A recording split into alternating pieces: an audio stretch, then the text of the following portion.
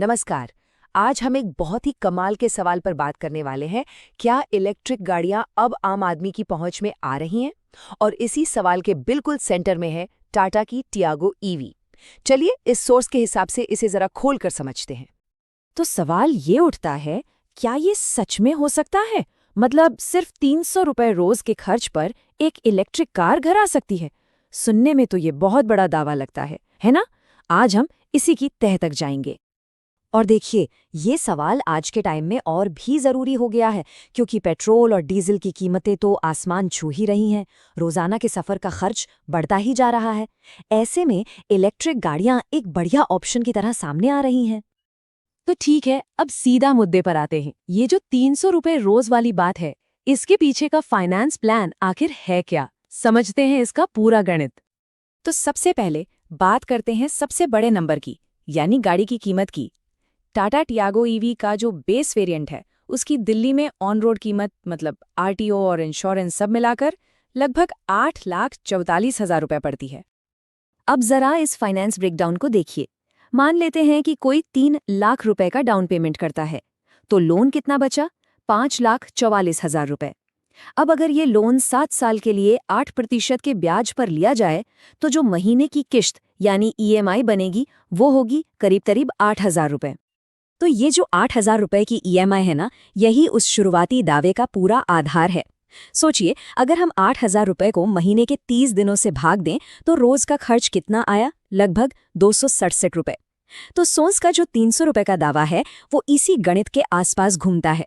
और ये आंकड़ा इसे सीधा सीधा रोज के पेट्रोल खर्च के मुकाबले में लाकर खड़ा कर देता है। चलो, पैसों की बात तो हो गई। अब देखते हैं कि गाड़ी चलने में कैसी है, परफॉर्मेंस कैसी है, और सबसे बड़ा सवाल, एक बार फुल चार्ज करने पर ये आखिर चलती कितना है। और यहाँ पर ना टाटा ने एक बहुत ही स्मार्ट काम किया है। उन्होंने एक ही मॉडल में 2 अलग-अलग बैटरी के ऑप्शन दिए हैं। ये बहुत अच्छा है, क्योंकि हर किसी की ज़रूरतें रोज़ की रनिंग अलग-अलग होती है। तो यहाँ पर फर्क साफ दिखता है। जो छोटा वाला 19.2 किलोवाट आवर का बैटरी पैक है, वो एक बार चार्ज करने पर 250 किलोमीटर की रेंज देता है। ये शहर के अंदर चलाने के लिए तो काफ़ी से ज़्यादा है। वहीं जो बड़ा वाला 24 किलोवाट का पैक है, वो 315 किलोमीटर तक जाता है। पावर और टॉर्क में भी थोड़ा सा फर्क है, जिसका सीधा मतलब ये हुआ कि बड़े पैक वाली गाड़ी चलाने में थोड़ी और तेज महसूस होगी। पर सच कहूं तो रोज शहर में चलाने के लिए दोनों ही ऑप्शन बहुत बढ़िया है। अच्छा, किसी भी ईवी को लेने से पहले जो सबसे बड़ा सवाल दिमाग में आता है, वो है चार्जिंग का। कि भाई इसे चार्ज कैसे करेंगे, कितना टाइम लगेगा और क्या-क्या ऑप्शंस हैं।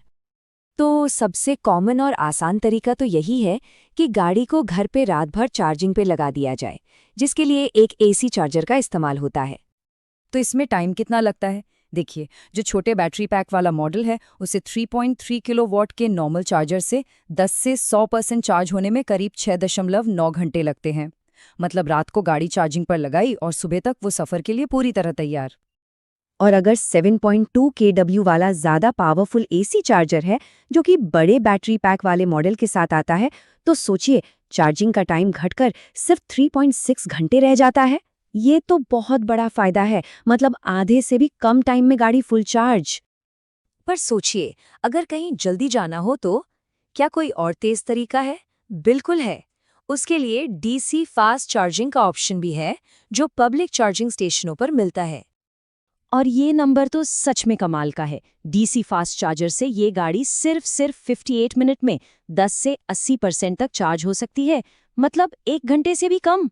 एक लंच ब्रेक लिया और गाड़ी फिर से एक लंबे सफर के लिए तैयार। तो ठीक है, हमने कीमत देख ली, परफॉर्मेंस और रेंज समझ ली और चार्जिंग के बारे में भी जान लिया।